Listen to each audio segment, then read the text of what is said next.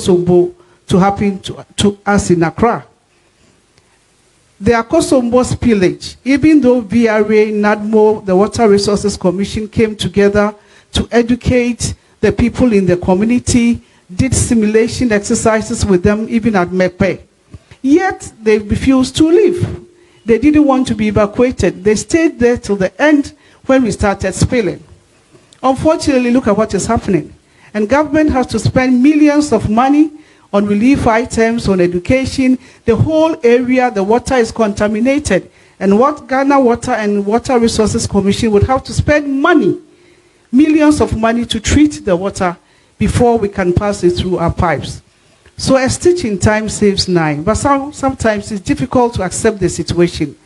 We cannot continue to sit back and allow these things to go on, looking at what is happening at Akosombo. And the one says a many do say Insu ni yiria, and see a bina de besibia NC as on mine. Mobie, as some nesi, Mome cancer more. O man penny say, or no, seka batu on kwa.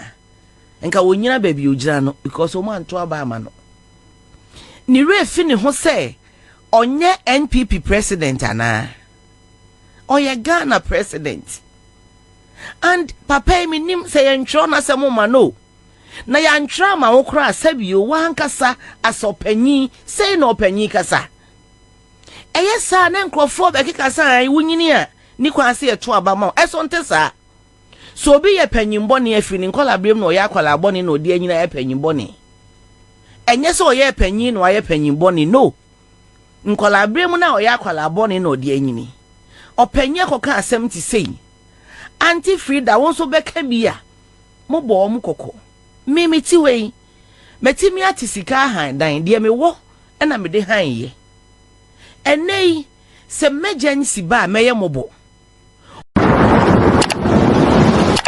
Whenever I say my PENDREAM TV there, I see them yopo. Until for higher PENDREAM TV in Pachos and your first time and subscribe to channel no for Sabo Addo money to say the video be a tour. Ube first person our website. Usha video ni we send voice note mine. It was 0277128777 0277128777. Ebe bo atre Ghana for na. Alright, so that's the live at Accra 100.5 Citizen Show. Mamuna Aqua Bebio straight to a year Volta region any affected areas Insu no afa. Okay, so you got here a year Freda Prempe, right? You got here a year Freda Prempe, quick one. Embra. Ye ba then ye de various budgets ya almost spend it ebe come on. So yen kotie ye Freda Prempe quick one Emra. Now yeah trying to say we have so far spent 9 million Ghana cedis on Akosombo Dam spillage victims. Deputy VRA CEO and the Water Authority has disclosed that it has so far spent 9 million Ghana cedis to mitigate the plight of the 36,000 victims of the Akosombo Dam induced flood. Akosombo Dam induced. As Akosombo Dam no. The said amount is part of the 20 million Ghana cedis. 20 million Ghana cedis. Allocated to help address the challenges of the residents of some 9 districts from the Volta and other regions. Addressing the press in Accra on Monday. We don't want what has happened at Akosombo to happen to us in Accra. The Akosombo spillage, even though VRA, NADMO, the Water Resources Commission came together to educate the people in the community, did simulation exercises with them, even at Mepe. Yet they refused to leave. They didn't want to be evacuated. They stayed there till the end when we started spilling. Unfortunately, look at what is happening. And government has to spend millions of money on relief items, on education. The whole area, the water is contaminated. And what Ghana Water and Water Resources Commission would have to spend money, millions of money to treat the water before we can pass it through our pipes. So a stitch in time saves 9, but sometimes it's difficult to accept the situation. We cannot continue to sit back and allow these things to go on. Looking at what is happening at Akosombo. Now, people are blaming government, people are blaming VRA, people are blaming NADBO. But these three institutions really did a lot of education right from January. Even in September, they were still talking to their people to move because there was a likelihood they were going to spill in the next week or two. And because of the rainfall patterns have changed, climate change, you cannot anticipate when it will rain. So even if they start spilling on a very gradual note, the rains will also fall. Start spilling on a very gradual note, the rains will also fall. All right, so sanitation minister, right? Freda. Mamino, mini Frida. Mamino. Mamino Freda, right? Okay, so I'll come back to you. So Kenata, say authorities no mojuma. Says VRA is worth 20 million Ghana cedis. And almost spending 9 million so far. You know, so and want some daho. But Freda on amount for VRA. Okay, so let's do it. Ansana almost I say.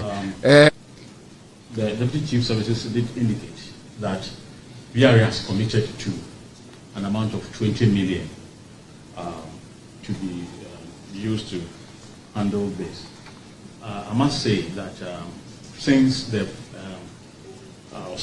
spilling started, there has been calls for procurement of things.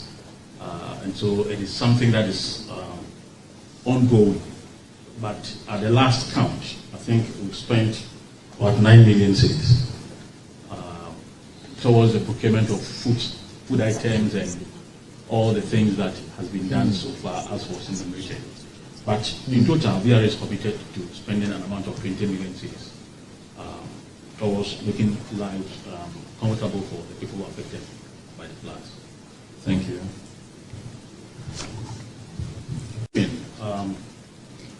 The Deputy Chief Services did indicate that VRA has... All right, okay, so VRA for asimum the two gano so ena yeti ho asem no me na me manugu so ameka se me no ka say owura Ibrahim Mahama baba aswa niema eniema de ebi kɔ ho ne papa ebi kɔ ho ne pa ebi ekɔ awie omusimu beye no mienu bre eya council aduji tamaklo eka ho eya omo ekɔ.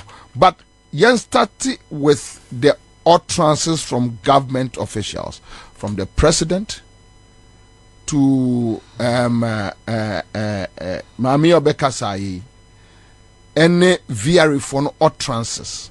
Now, omo create painty picture say those affected are reckless people, irresponsible people, and it's like a two and two. Pacho Bobby,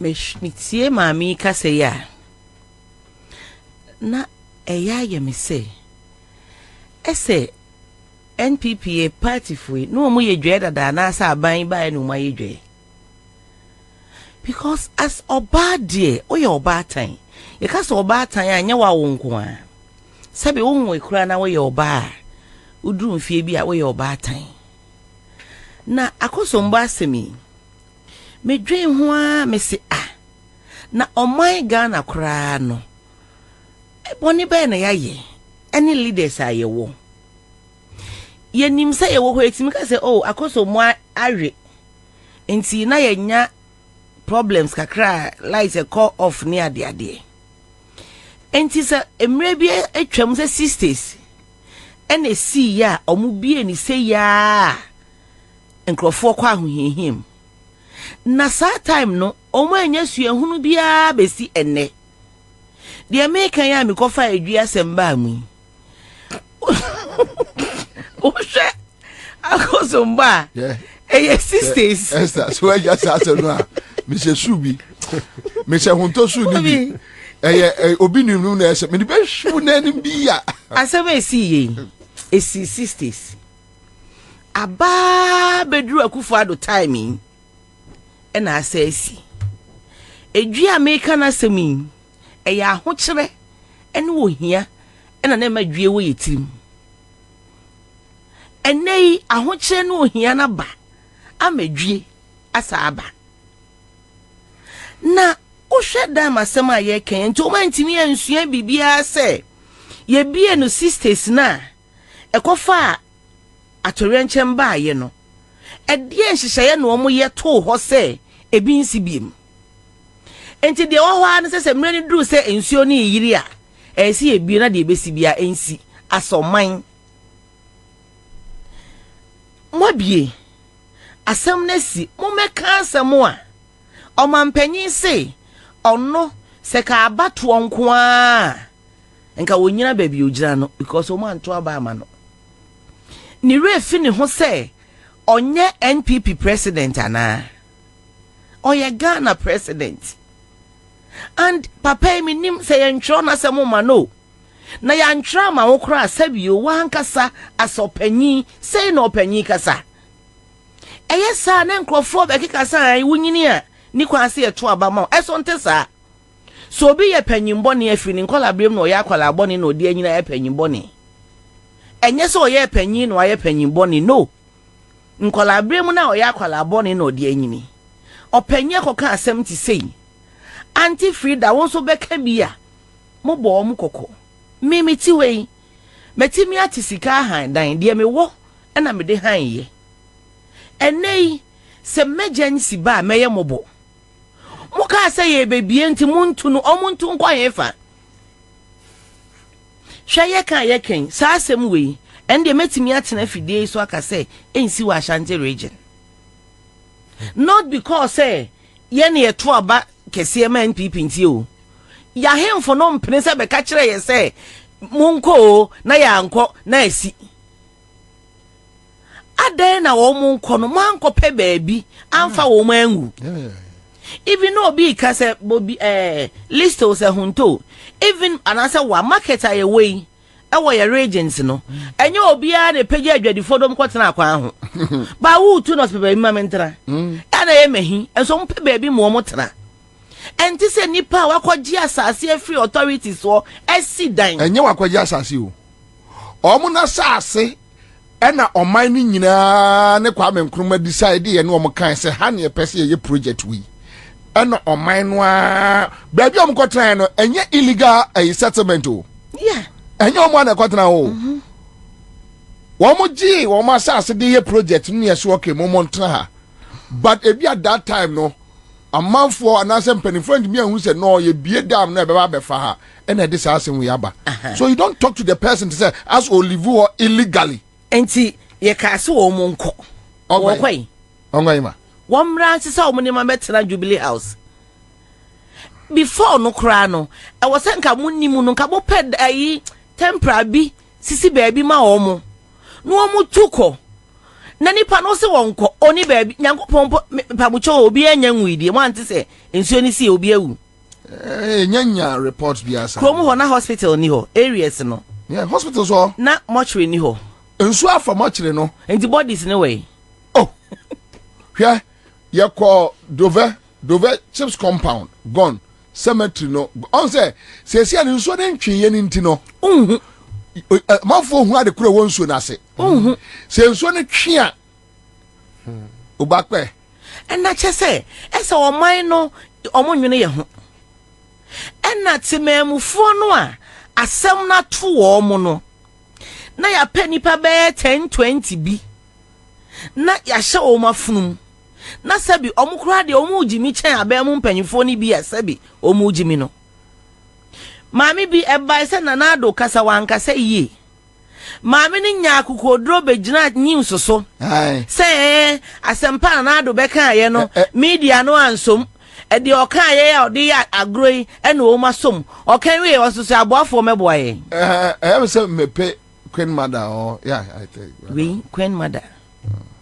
So enti ye ebesisi se ya se ye ka se o muntu ye ka so wo mu nkọ ene wo mu ankọ enu nti sesei sika na ese World Bank dia ban ye de be cheye anase no so ye besia munyima no panyi no you dey support ti se de bia Ghana fo nkọ ahohihiem na sika ne mra no wo mu ni we ya abai ebe wiase ho nsem bebre adofo no kura na omo ahu kire mu no kakra bi na bekọ ho dia ka nyina bekọ akogu nkrofo dem yemfa nkoto bank mpo ena o man na nya bi dia bobra ekogu nkrofo dem because Ghana ye wotema Ghana ye wodo ena ba mo bobo nkrofo di mu a menua mema masra adofo ama mudi bi kwe ye de enimye nanso obibebo am wasu antise wa wasu se nipa kro na woni ba biti no odi ne ho so a obi okro no onom sachet water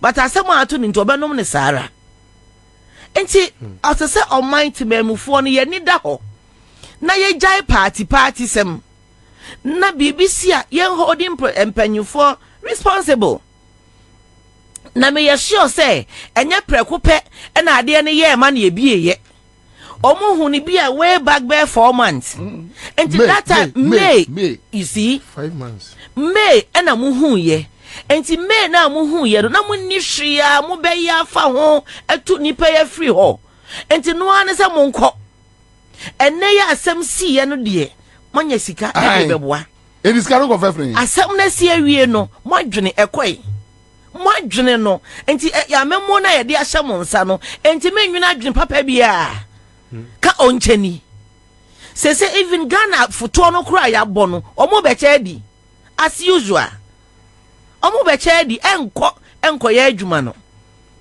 na ade aman na yatimi ade oman ene yatimi asem ni si ye na president ni Ghana na vice wa ha wo so mampanyi ni hɔ a wo na kuro no hye wonsa saa time no na wonam eye campaign na Ghana ma kwa ahohihim wo twa mampanyifo nyina akọ ho ma president ba koyansa na ukope vote free ho adai ede bone na Ghana fo aye Ghana fo bi mu de ye mu ye ya yete yi nipa nan ye kan ye ka kire mu a kan ye ma mu de ye kura ye ho yi na kwoto aba na de asie ni de asi eni areho na wo odwen ho a na wo hu de wonka sa wonka de ade nipa no de obeka bi anye nasem omo wa president ho ene ni ibu man ayese we have the men the NPP ewo but omo tete bench kro omo nte omo wo fie nyo omo na akofo mo butterfly so enti odwe saa nioma ne ho a na wo hu de wonka because the ACC the ekọ the eba amemuofu a omu bui enko yie nyina chi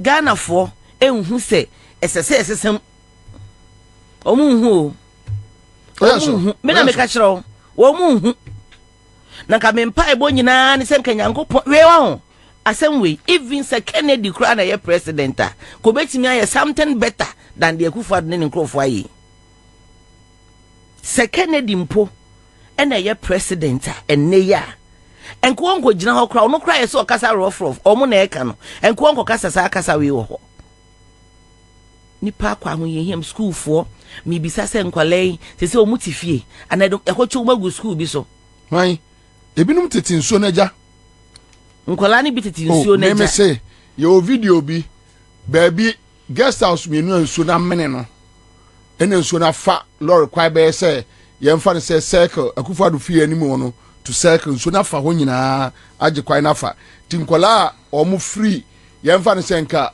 obi ete nima na opese across eco school yemfa ne say ewudome jesu of kanu eno de aba yes ekwa na ka ne fa so say some de kanu ne fa so uko kanu maka cho say nsuo no kra fe na be 10% eno me 100 no oni omu di hon koma de omu kanu no say ye bebia wa mawu a ye bebia ma ne omu ase ya enti omu antimi am plan bibia say etomre bi kra nsuo yi timiwe enti ye pe baby di nsuo no kra agu a say nsuo ne ewe e be say bia begum sisters ye nyina ne ye ho ye enti nyansa bia ma omutiri mu a besi de Medas Mercia Ba Julie Belinda Obri says Julie Belinda Obri says, what will this president what is he going to tell God about this cathedral? I don't know. All the donations mostly comes from the NDC party, and it's Parachicks. Okay, Ozito says great show. Lydia Akram says Bobie, and you're brilliant panelist. Good job. God bless you all. Dominic Mikado says Queen Esther, welcome. Lydia Akram says, oh my God, sister, long time lost. We know see yourself. Okay, so you have a friend, Esther. Who a friend? Your friend Lydia Akam. Lydia Akam. Akam. Okay, all right, okay. So Vincent Teta says, Commander, you're doing a good job. Thank you. Mame Enko Straight. Listen. Utie Freda. Utie.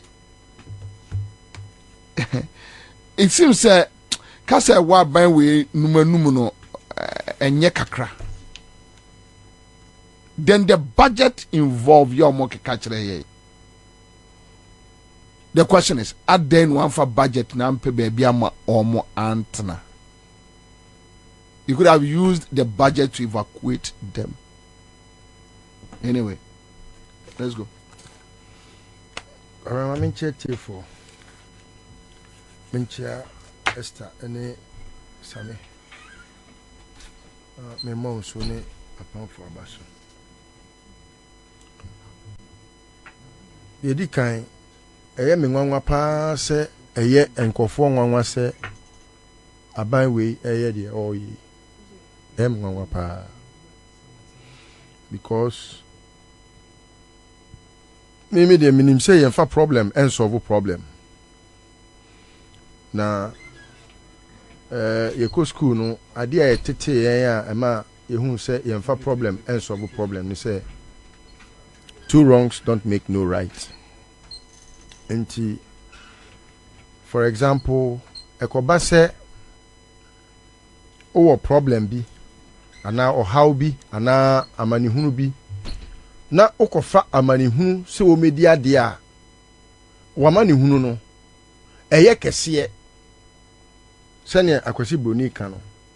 Problems don't solve problems.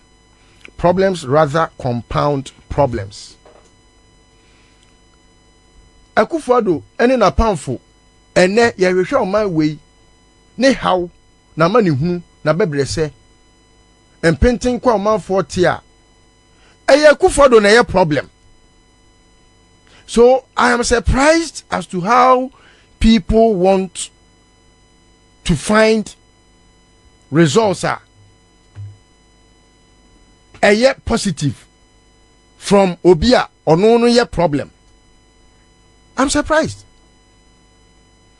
They told to be him. Yet the solution and a solve a problem.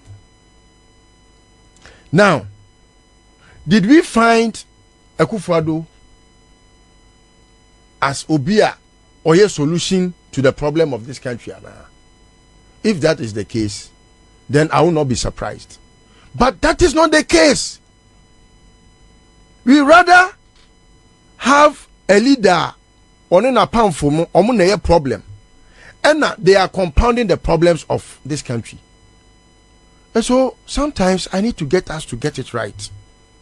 Logical. Akuffo Addo cannot appoint Obia or a solution oriented to be in his government to solve problems. He cannot. Because such people will intimidate him. And he Ehono Ehame Ame pese Ghana for Eshani so say enye enyansafo na wa ban we mu.